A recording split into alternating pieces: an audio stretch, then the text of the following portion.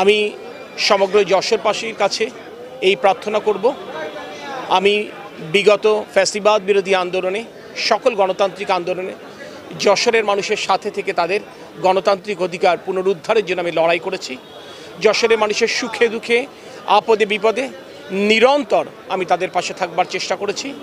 আগামীর পথ চলায় আমি যশোরবাসীর দোয়া, সমর্থন এবং শুভকামনা প্রত্যাশা করছি।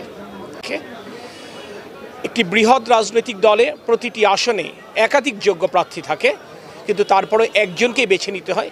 যদি জনগণের সরকার আমরা প্রতিষ্ঠা করতে সক্ষম হই, জনগণকে সাথে নিয়ে ইনশাল্লাহ আগামী নতুন বাংলাদেশ গড়ব।